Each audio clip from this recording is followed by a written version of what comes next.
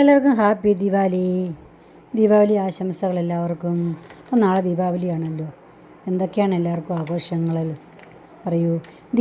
ദീപാലങ്കാരങ്ങൾ കൊണ്ട് ആഘോഷിക്കുന്ന ഒരു ഉത്സവമാണ് ദീപാവലി അഥവാ ദീപാവലി എന്ന് പറയും. തുലാമാസത്തിലെ അമാവാസ ദിവസമാണ് ദീപാവലി നമ്മൾ ആഘോഷിക്കുന്നത്. ദീപാവലി ദിവസം നമ്മളെല്ലാവരും നമ്മുടെ വീടുകളൊക്കെ വൃത്തിയാക്കുകയും അന്നേ ദിവസം പുതിയ വസ്ത്രങ്ങൾ അണിയുകയും അതുപോലെ വീടുകൾ മൂടി പിടിപ്പിക്കുകയും വീടുകളിൽ മൺചിരാതുകളും ദീപങ്ങൾ കൊണ്ട് അലങ്കരിക്കുകയും ഒക്കെ ചെയ്യും. അതുപോലെ തന്നെ മധുരപലഹാരങ്ങൾ നമ്മൾ വിതരണം ചെയ്യുകയും മധുരപലഹാരങ്ങൾ നമ്മൾ വീട്ടിൽ വാങ്ങുകയും എല്ലാവരും ഒത്തൊരുമിച്ചിരുന്നത് കഴിക്കുകയും ചെയ്യുന്നു. അങ്ങനെ ഒരു ആഘോഷത്തിൻ്റെ ദിവസമാണ് ദീപാവലി. ദീപങ്ങളുടെ നിര എന്ന അർത്ഥമുള്ള സംസ്കൃത പദത്തിൽ നിന്നാണല്ലോ ദീപാവലി എന്ന വാക്ക് ഉത്ഭവിച്ചത്. അതിനാൽ വീട് പ്രകാശിക്കുന്നത്, വിളക്കുകൾ തെളിയിക്കുന്നതും ഒക്കെ ആണ് നമ്മൾ ചെയ്യുന്നത്.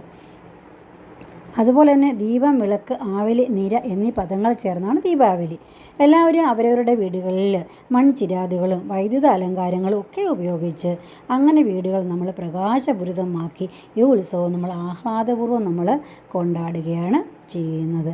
അതുപോലെ മധുര പലഹാരങ്ങളൊക്കെ വീട്ടിൽ വരുന്നവർക്കൊക്കെ കൊടുക്കുകയും അതുപോലെ ഇരുളിന്മേൽ വെളിച്ചത്തിനുള്ള പ്രാധാന്യം അഥവാ തിന്മയ്ക്ക് മേൽ നന്മയുടെ ആഹ്ലാദവും വിജയവുമാണ് ഈ ഉത്സവം എന്നും ആണ് നമ്മളുടെ ഇതിൻ്റെ സന്ദേശം. അതാണ് അല്ലേ, തിന്മയ്ക്ക് മേൽ നന്മയുടെ വിജയം ആണ് ഇതിൻ്റെ സന്ദേശം തന്നെ.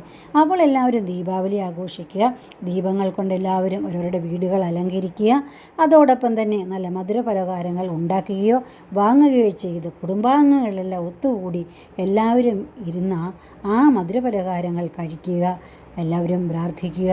ദീപങ്ങൾ കൊണ്ട് വീടുകൾ അലങ്കരിച്ച് ദീപാവലി ആഘോഷപൂർണ്ണമാകട്ടെ എല്ലാവരുടെയും എന്ന് പറഞ്ഞുകൊണ്ട് ദീപാവലി ആശംസകൾ എല്ലാവർക്കും. ഹാപ്പി ദീപാവലി.